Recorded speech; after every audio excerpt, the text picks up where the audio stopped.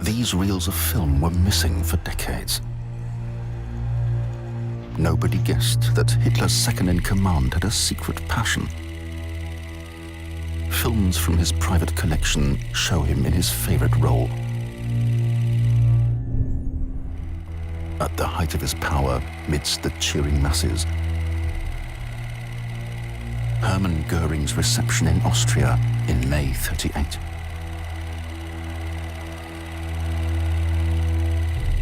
For a long time, he was Hitler's closest confidant.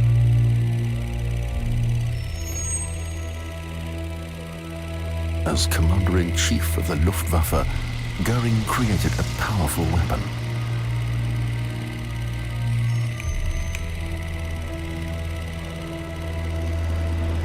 Hitler and Göring, their careers were closely entwined. How far do they follow a common path? What do these films reveal about the most flamboyant character in National Socialism?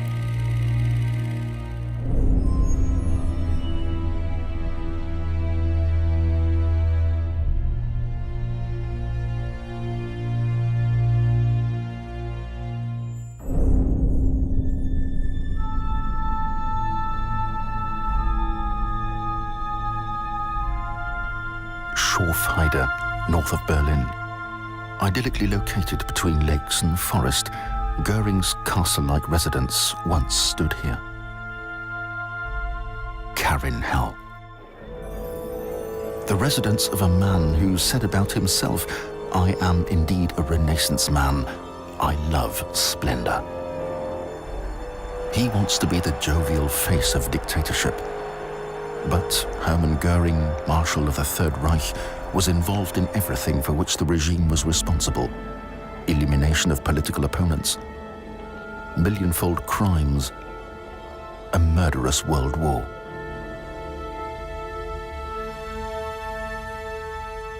Karin Hell, named after his first wife, is the symbol of a brilliant career.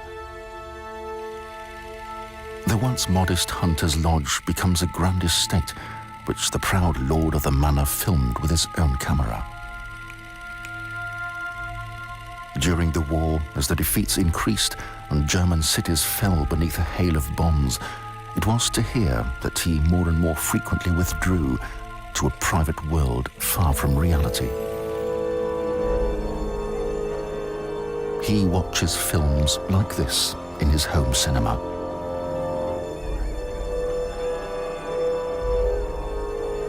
The population suffering under the bombings, the Luftwaffe's immense losses, the millions of victims, all his unfulfilled promises, such images distract.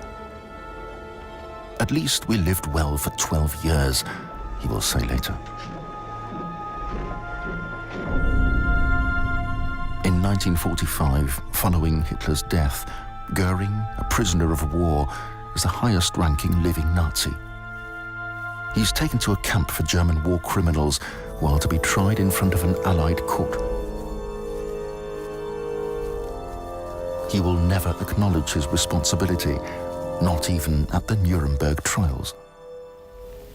You must plead guilty or not guilty. Bekenne mich im Sinne der Anklage. I plead not guilty.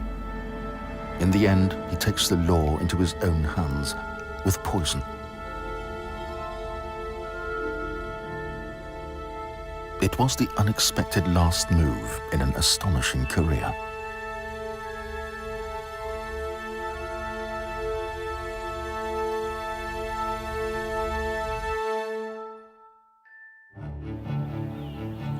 Hermann Wilhelm Göring, the son of a former colonial civil servant, grows up in an old knight's castle in South German Franconia.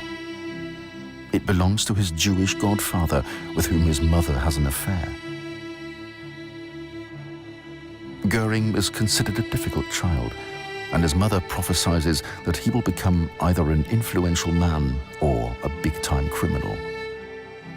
"If you want to understand my brother," said his sister Paula, "you must go to Feldenstein Castle, where he spent his romantic youth reading the sagas and playing knights day in, day out." Even as a child, Goering enthused about all things military. "If there is a war," he said, "I will sure to be a credit to the name of Goering."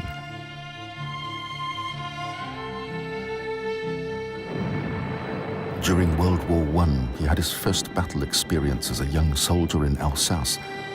He's injured and makes new plans in a military hospital.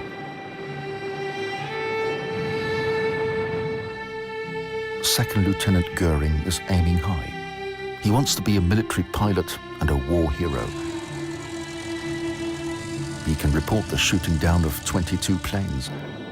From the Kaiser himself, he receives the highest Prussian award, pour le mérite.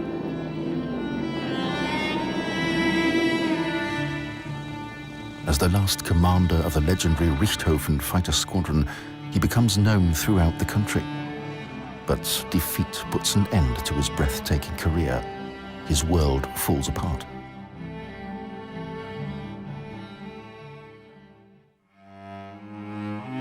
After the war, Germany is no longer permitted an air force. But Goering wants to continue flying and goes to Sweden to become an air taxi pilot. One day, the explorer, Count Erich von Rosen, brings Goering to his castle in Rockelstad. This visit changes his life.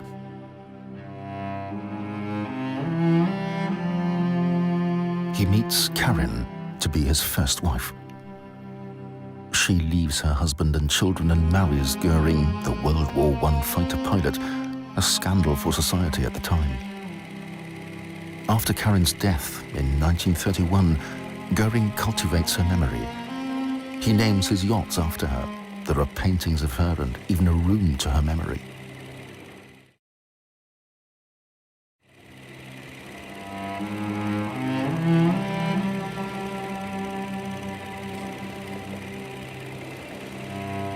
Goering has a penchant for Nordic mythology. He named his retreat in Schorfheide Karin Hall. It sounds like Valhalla, the afterworld for slain warriors who fought courageously in battle. Later, Goering will have his wife's remains removed from Sweden to Karin Hall. Shortly after their wedding, in 1922, they moved to Munich, where the National Socialist German Workers' Party is just making a name for itself.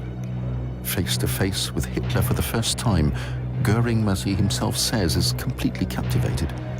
Hitler makes Goering commander of the party's own military troops, the SA, saying a war hero with a pour le mérite, excellent propaganda. In a putsch in Munich in November 1923, Hitler attempts to seize power. But the Bavarian police open fire on Hitler's followers in front of the Feldherren Hall. Goering is seriously wounded. Doctors give him morphine to relieve the pain. Thus begins a lifelong drug addiction. In 1924, Hermann and Karin Göring traveled to Venice. At the behest of Hitler, who's in prison, Göring is to ask Mussolini, Italy's fascist leader, for money. Göring is on a wanted list. He needs several injections of morphine daily. He's a man with no perspectives. For a whole year, the Görings try to arrange a meeting with Mussolini. But he has no interest in meeting the messenger of a leader whose party is rock bottom in Germany. Göring's mission is a failure. He returns to Sweden to Karin's family, a political failure marked by drug addiction. He's reached his lowest point. The doctor in a psychiatric hospital describes him as suicidal, depressive, egocentric, a hater of Jews. Released from prison in Germany, Hitler sets about attaining power by other means. Göring is determined to get involved. He's back in Germany in 1927, seemingly restored to health, determined to bring about the downfall of the Weimar Republic at Hitler's side. The political atmosphere is charged. the world economic crisis gives rise to fears about the future and mass unemployment. Hitler's followers and communists battle on the streets. Hitler appoints Göring his plenipotentiary in Berlin because the highly decorated war hero has excellent contacts to the aristocracy and to the world of high finance.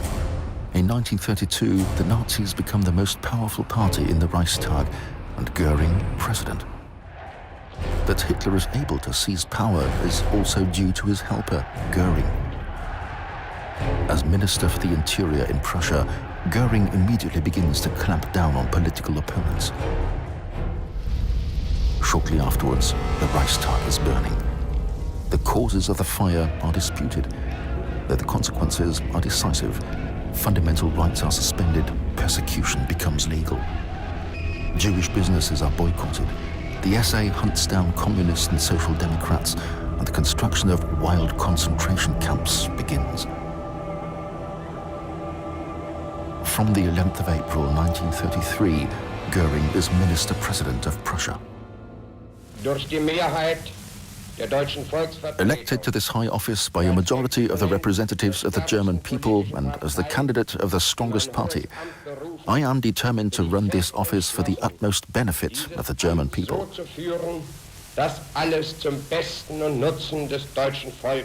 Above all, I am determined to restore this parliament to its former state of dignity, as conceived by our former great statesman Bismarck.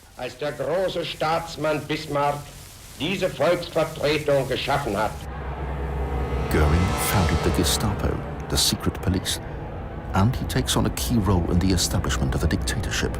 He will not tolerate any competition. The SA begins to make demands for power. Together with SS commander Himmler, Göring plans an intrigue against the leadership of the party troops. These pictures were taken on May the 23rd, 1934 at Golzheimer Heide near Düsseldorf. Göring commemorates Albert Leo Schlageter, a member of German paramilitary resistance troops shot by the French 1923. Just a month later, on the night of the Long Knives, 200 people are murdered, including all the prominent members of the SA and their leader, Ernst Röhm. Göring retreats to his house at Obersalzberg in close proximity to Hitler. The dictator admires the ruthlessness of Göring's actions and appoints him his successor should he himself die. Hello, Caesar. You coming to visit me? Have you had your meal? You full up? Come on, jump. I have no conscience, says Göring. Adolf Hitler is my conscience. Following Röhm's murder, his reputation abroad becomes as bad as ever. Caricatures portray him in a bloody butcher's apron, wielding an axe. But Göring wants to be seen differently. He wants to engage in foreign policy and knows that such an image will make things difficult. He wants to be popular, adored by the masses, like here in Austria in May 1938. He leaves the Gestapo and the police in the hands of Himmler, Heydrich and the SS. Göring, second in command after Hitler, wants to enjoy power and take on a representative role. For this purpose, Hitler places a special fund at his disposal and at state expense makes him a present of a house. What was initially a Swedish-style modest log hut becomes Karin Hall, the splendid residence at Schorfheide. These pictures are also from among Göring's private possessions. Diplomats and state visitors are entertained here.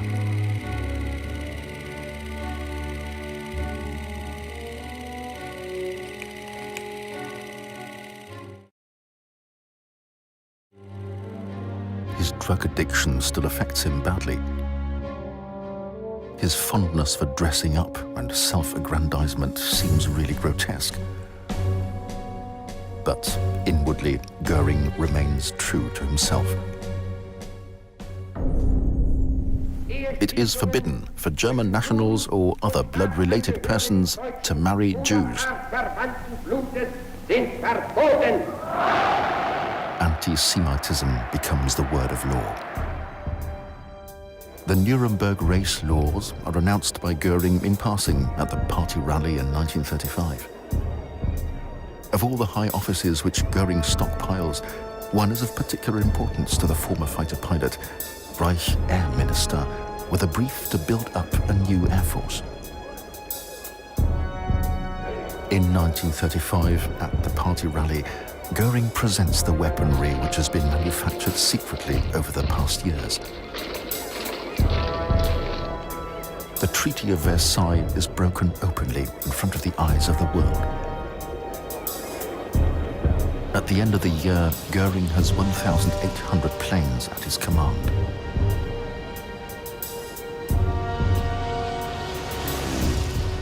The new Air Force is to play a decisive role in Hitler's strategy. In 1936, it comes to a baptism of fire in the Spanish Civil War. Göring presenting medals to soldiers of the Legion Condor. One soldier films the proceedings. The bombing of the Spanish town of Guernica demonstrates to a shocked world what the Air Force is capable of. It's Göring who paves the way for that in the new Air Ministry in the center of Berlin. The man who wields power here also plays a pivotal role in the economy. In 1936, Göring becomes commissioner of the four-year plan, and with that, dictator of the economy and armaments. It's Hitler's will for the economy to be ready for war in 4 years' time. So far, this is his most important task. This new office shows how very much Hitler trusts his second-in-command, because war is given highest priority. Imports, raw materials, currency. Göring has control of almost everything and already has his eye on the next goal. Hitler demands the annexation of Austria, and Göring seizes the opportunity, uses threats to put pressure on the Austrian government until Chancellor Schuschnigg steps down, making the way free for Hitler.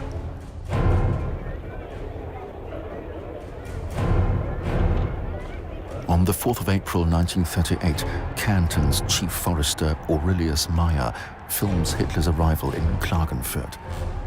Private film footage shows Hitler's return staged as a triumphant procession throughout the land.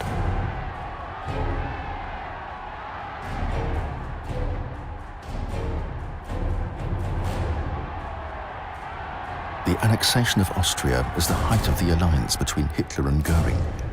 If the dictator expresses doubts, Göring sweeps them aside and acts. They complement each other. In times of crisis, says Hitler, Göring shows cold blood. On the 15th of May 1938, Göring travels to the scenes of his youth. As an old-school nationalist, seizing Austria is the fulfillment of his dreams of a greater Germany. Here too, though, unobserved by the cameras, Jews and political opponents are humiliated on the streets and arrested.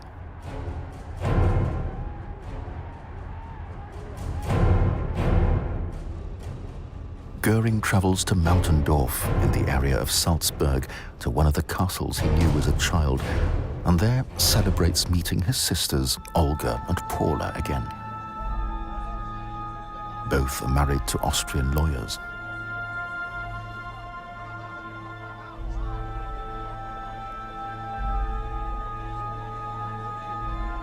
Göring scents great business opportunities in the annexation of Austria.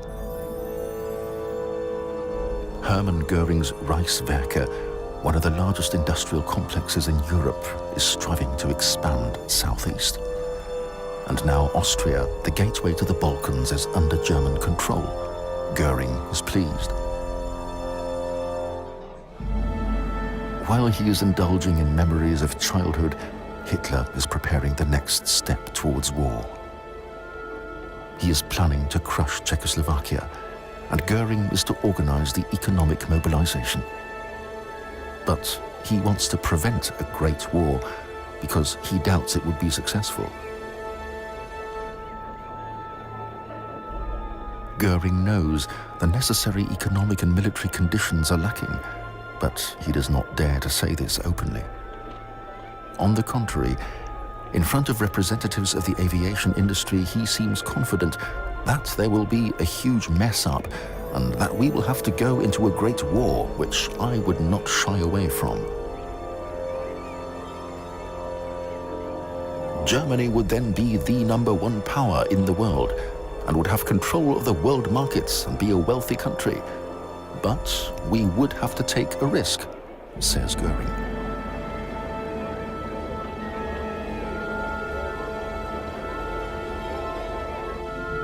He avoids open conflict, does as Hitler wants, and behind the scenes practices peace diplomacy. In Carinhal, he receives diplomats from Hungary, Poland and Great Britain.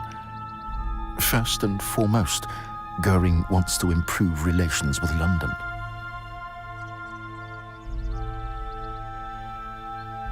He sees Germany as a great imperial power, but he does not want a world war.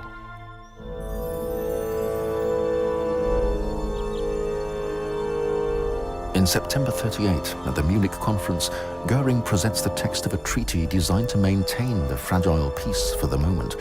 For this, Hitler will criticize him severely. October 1938, German troops march into the Sudetenland, as stipulated in the Munich Agreement. But Hitler wants more than what he calls flower wars.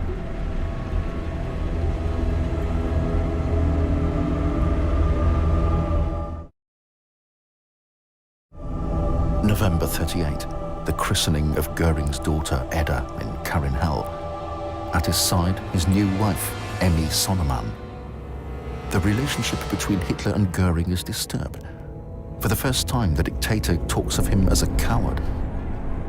March 1939. While Hitler is marching into Czechoslovakia, Göring is holidaying in Italy. All of a sudden, he's lost influence. Hitler has now other advisors.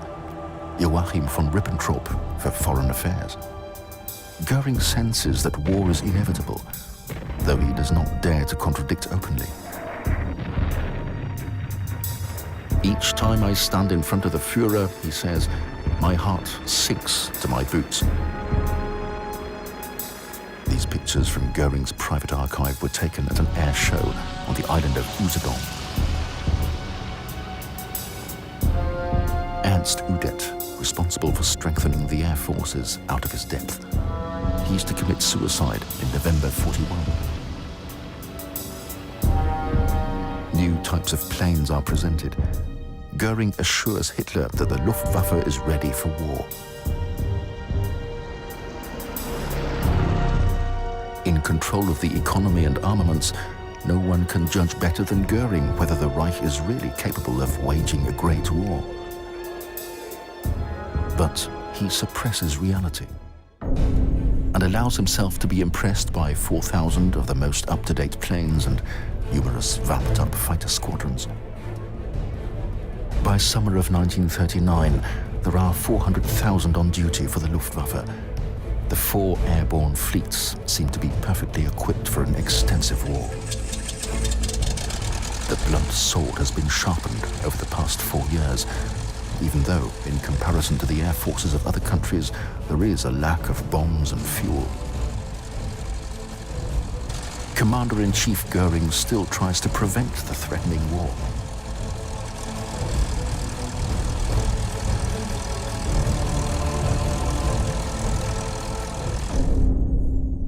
6th of June 1939 in Berlin. The capital is being decorated for the reception of the Legion Condor. It is the eve of World War II. We should stop playing poker, Göring almost pleads to Hitler. The answer was, I have always played poker. In Spain, 5,000 German soldiers helped Franco to victory in his attempt for power, a trial run without too many losses. Now, something of a far more terrible dimension is threatening. Göring holds secret talks with England. He wants to preserve peace and to continue living a life of luxury and splendor, just like a man of the Renaissance. He has a lot to lose.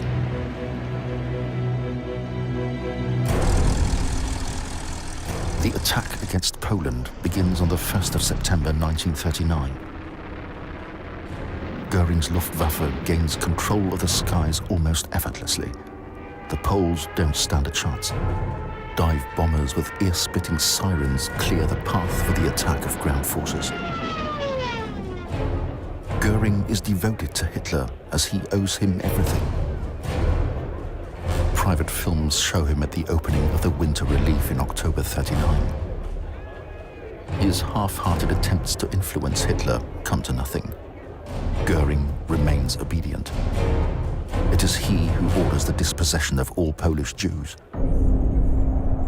The German occupiers set up ghettos, like this one here in Litzmannstadt, today's Łódź, where Jews live in appalling conditions. Soon, the ghettos are mere intermediary stops before deportation to the extermination camps. Göring is also involved in this war.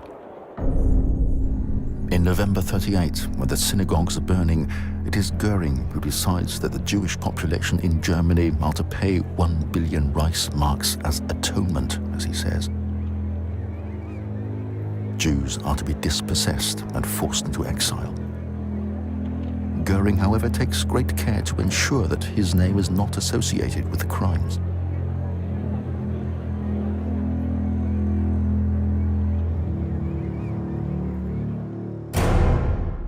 In the French campaign, the Luftwaffe shows distinct signs of weakness.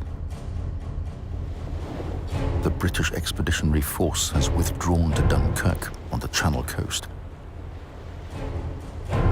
Göring promises that his planes will destroy the Allied troops, but things turn out differently. 338,000 British, French and Belgian soldiers managed to flee. Had Göring been able to keep his word, there would have been little chance of England preventing a German invasion.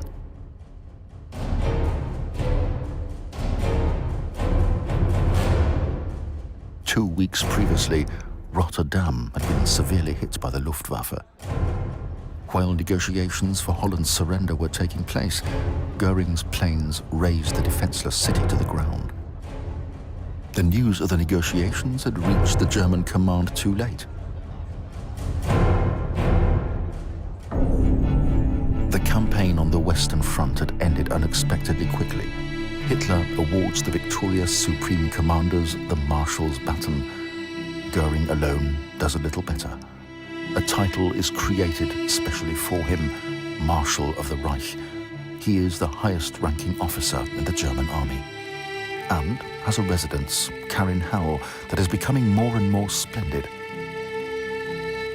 A mansion full of art treasures from all over the world.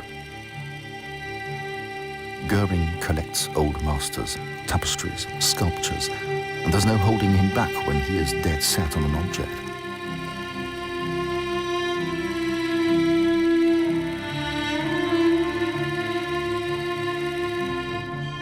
To him, France's defeat means rich opportunities for plunder.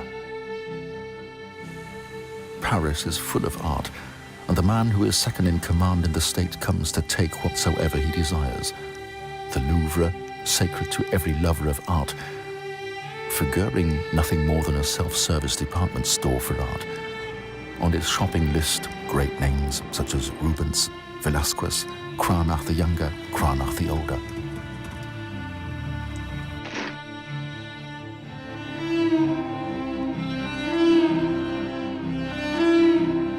That many of the paintings had been in Jewish possession only shortly before is of no consequence. Göring, the collector, does not negotiate. In most cases, he alone determines the price. Then he has his shopping loaded onto a special train to be brought to Karin-Hall. There is something addictive in the way he collects for his Hermann Göring Museum, erecting a memorial to himself.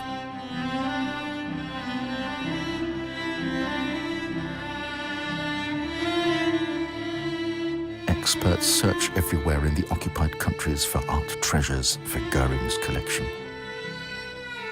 Any owner refusing to cooperate puts his life at risk.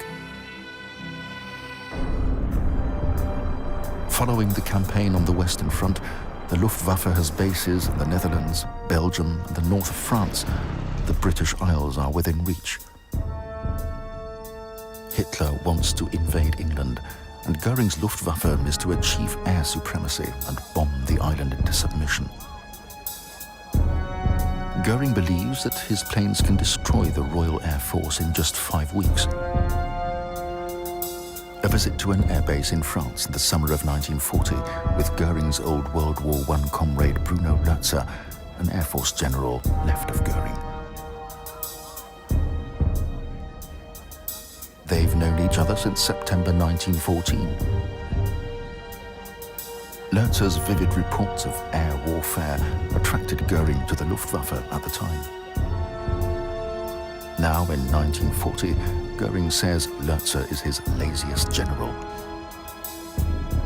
Nevertheless, he leaves him be because, as Göring says, I need someone to drink a bottle of red wine with in the evening.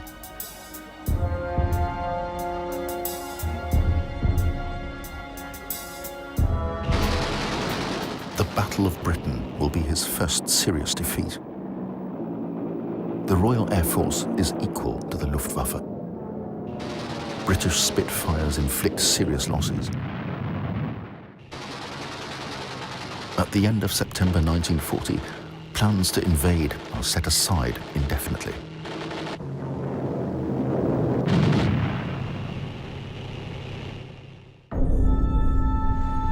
The Commander-in-Chief of the Luftwaffe withdraws from public view. From October 1940 until January 1941, Göring is on holiday on the lakes at Carinhal. Even at the height of the battle for the air, he doesn't forego going to East Prussia to hunt, because in the meantime he's become Imperial Master of the Hunt, Reichsjägermeister.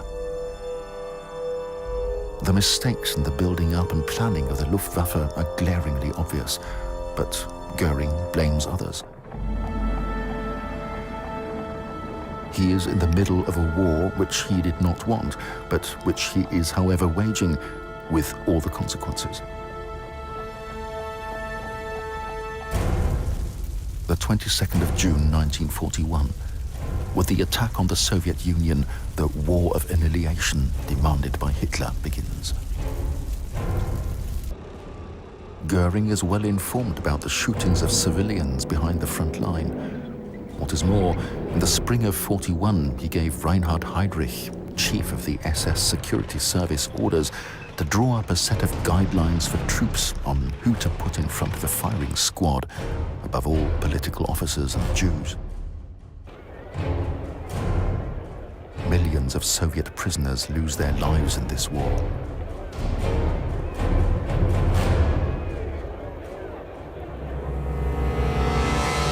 In the capital, Berlin, Göring, as Hitler's second-in-command, has almost unlimited power. In July 41, victory over the Soviet Union seems to be within reach. Reinhard Heydrich, whose special troops on the Eastern Front shoot thousands every day, has Göring give him sweeping powers.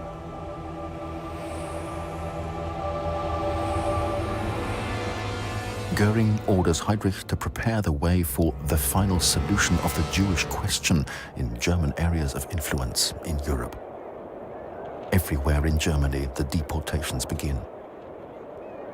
These private film recordings show the last 293 Jews from Dresden being loaded onto a train at the beginning of March 1942. The destination is the ramp at the extermination camp in Auschwitz-Birkenau.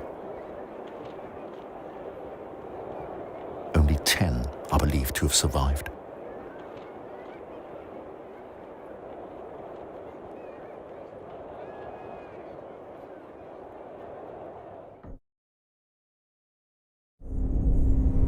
Göring's signature is a further step towards organized murder. But officially, he doesn't want to have anything to do with the crimes at all.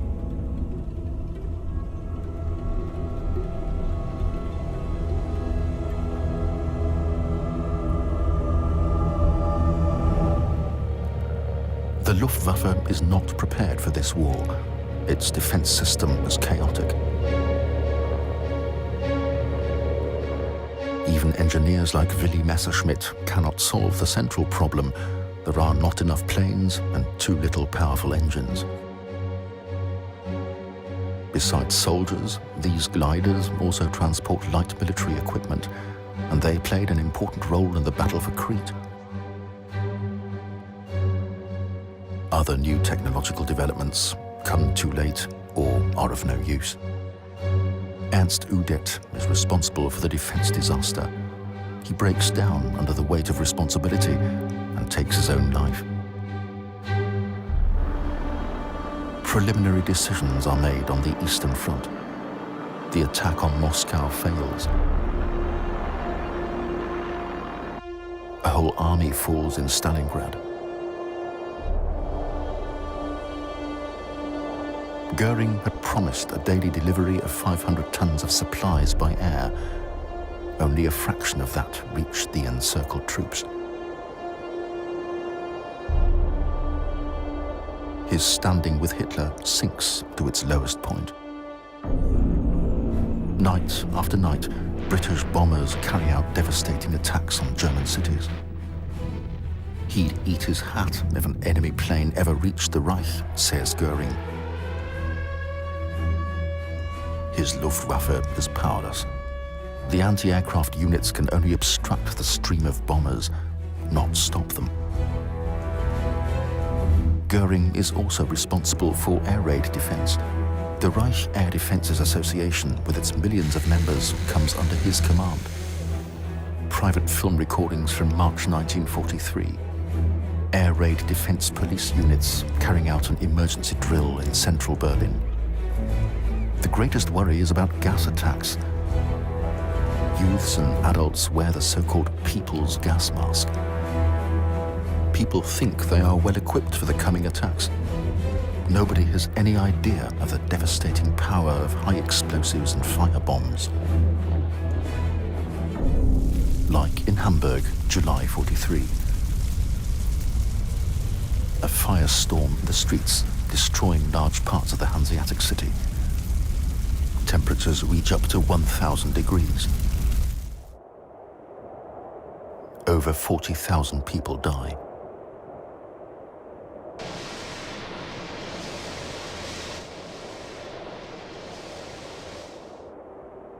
How will Goering react to such a catastrophe? He seems unperturbed, lethargic. He doesn't make any decisions. At the most, he distributes medals. His Luftwaffe cannot stop the Allied attacks.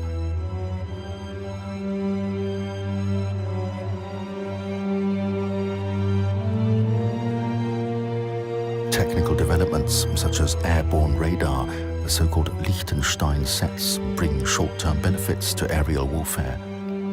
But the British find means to ward off the attacks, blinding the radar with strips of aluminium foil.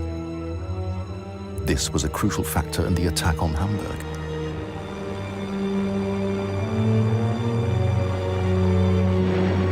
The attacks are also directed at the civilian population, designed to demoralize them.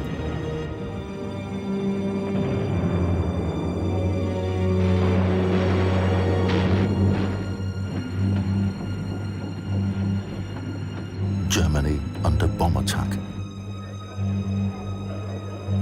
Uncensored pictures never shown in newsreels at the time.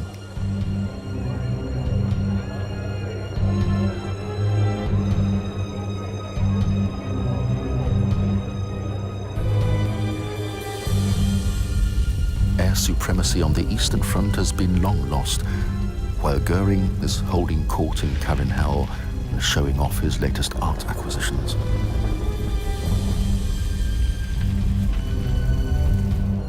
The commander-in-chief does not want to see such pictures.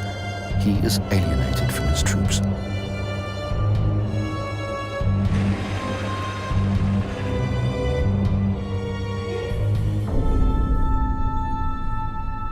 Hunting interests him more than anything.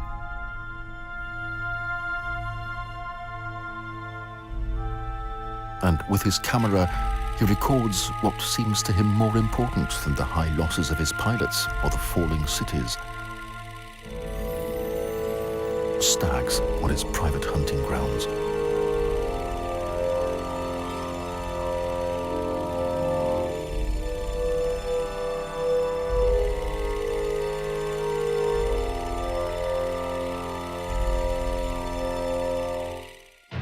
Since spring of 1944, the US Air Force has control of the air over Germany.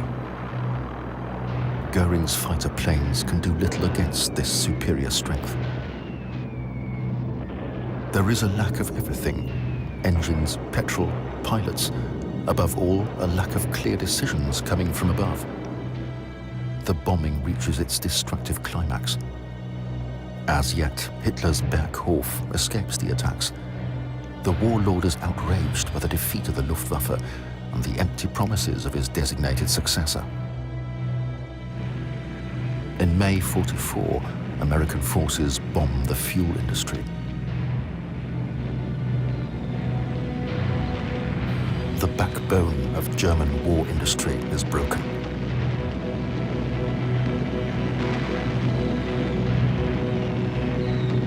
Transport routes are systematically destroyed.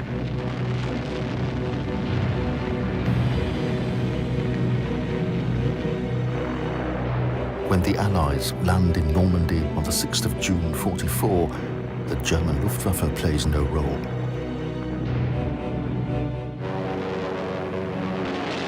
It has been defeated. The extent of the losses is catastrophic. In November '44 alone, 404 fighter planes are lost and 244 pilots killed.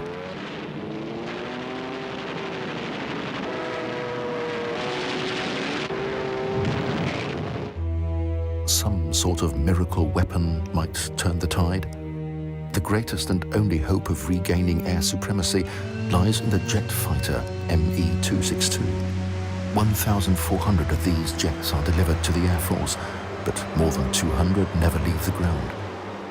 But even the greater number of jets would have been powerless against the superior strength of the fleet of bombers.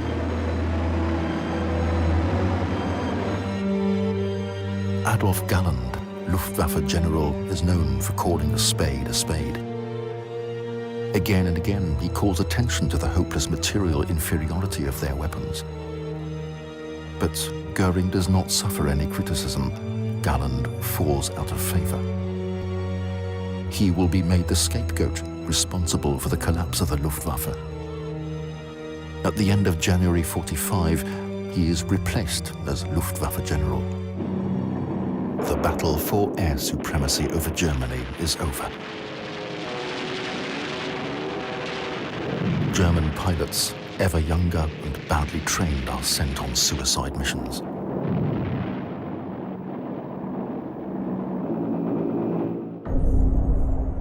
At the end of the war, Goering withdraws to Berchtesgaden. In Berlin, the Red Army is fighting its way towards Hitler's bunker in the city center. In a radio message, Goering announces that he will take over the government if Hitler does not make contact. The second-in-command thinks that his time as successor has come. In Berlin, however, Hitler senses betrayal and orders the SS to arrest Goering in his house. He is divested of all his offices. As the US Army is approaching Obersalzberg, the SS brings Goering to Mautendorf in Austria, to one of the castles of his childhood. After Hitler's suicide, he plans to negotiate with US General Eisenhower. He still believes that he cannot be bypassed. On the 7th of May 1945, Hermann Göring voluntarily becomes an American prisoner, mistakenly believing that the victors will negotiate with him as a German emissary. The surprised GIs seize the weapons, medals, and the emerald ring of the former Marshal of the Reich. His wife Emmy and Edda, his daughter, are taken prisoner by American soldiers.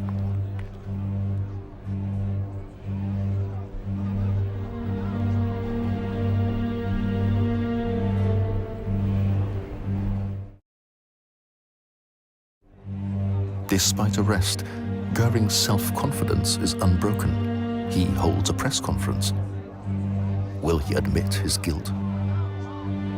He had had no idea about what was happening in the concentration camps, says Goering. It's all Himmler's doing. He, as Marshal of the Reich, would never have permitted such atrocities. Not a trace of remorse.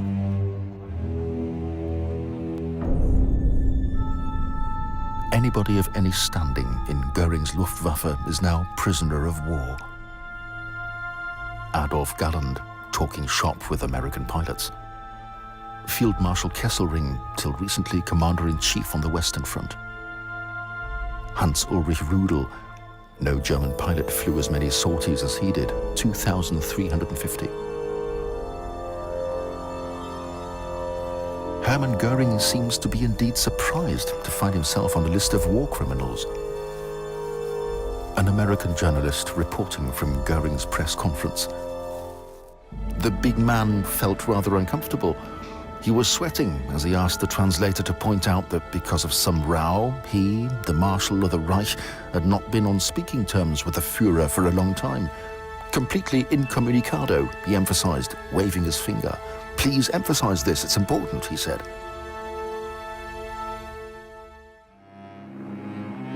Göring, the highest-ranking living Nazi, is brought to Nuremberg.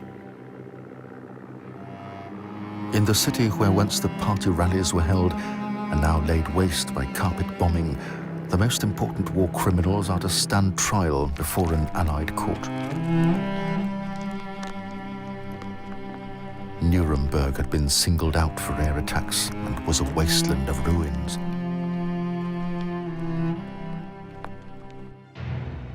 But the one building that has escaped is the court, the scene of the Nuremberg trials of the major war criminals.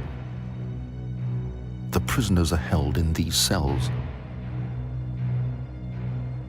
The man whom the Allies call Nazi number 1 is also watched day and night.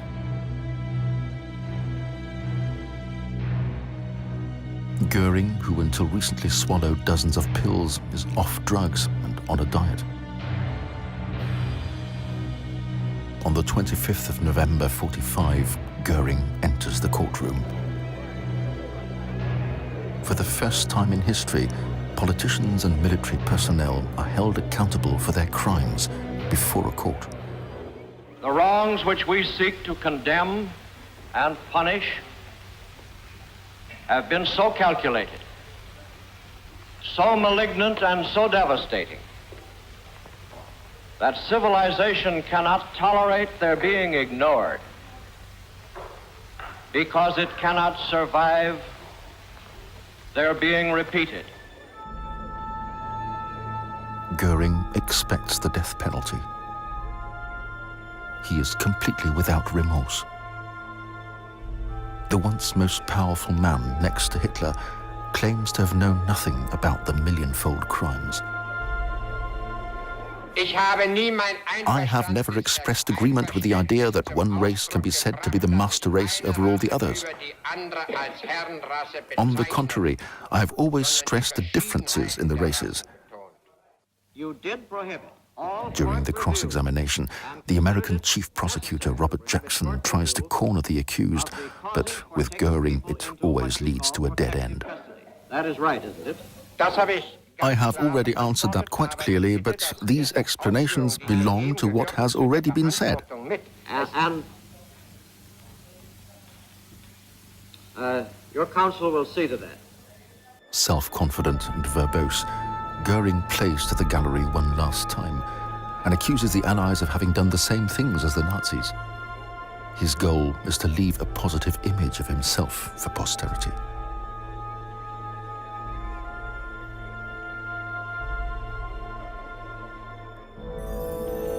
But the weight of evidence is enormous. The Soviet prosecutors show a film that destroys any illusions. Auschwitz.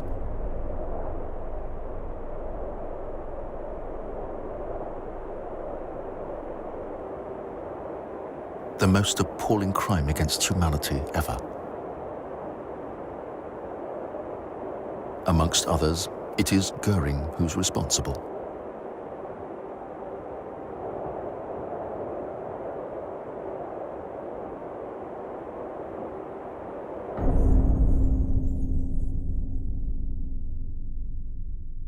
He is found guilty of all indictments and sentenced to death.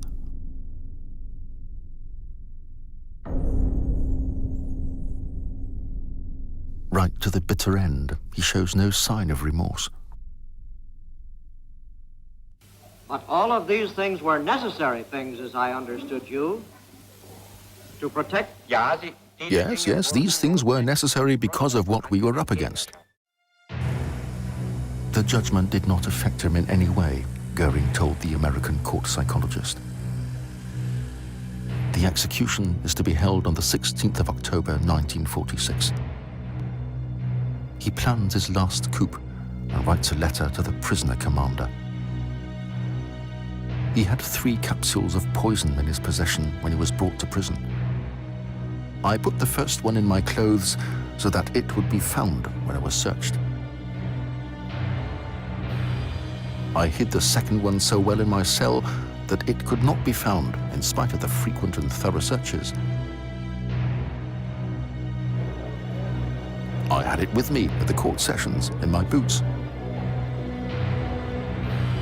The third capsule was in my small toilet bag in a round pot of skin cream.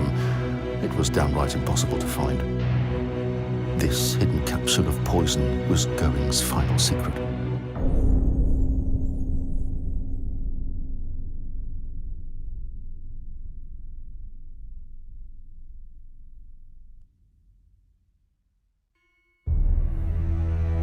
Another secret is uncovered in Berchtesgaden shortly after the end of the war. American troops reached the ruins of Hitler's Berghof and Goering's country house in the immediate vicinity.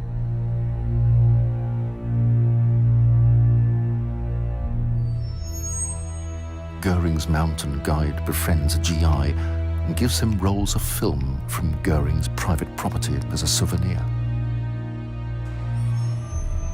For decades, they gathered dust in a cellar in the US until they were found again and carefully restored.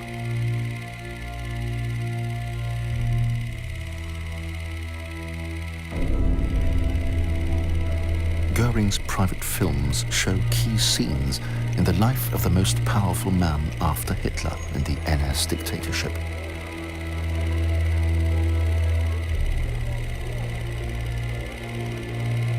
Hitler's closest confidant. The jovial face of the regime.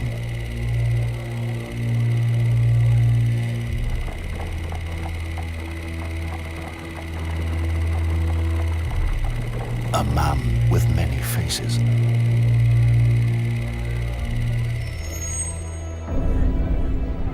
Hall, his castle-like residence near Berlin, was blown up during the last days of the war. Prior to that, the art treasures were brought to safety and then later confiscated by the US Army. Rubble clearance troops in an attempt at erasing history, but traces always remain.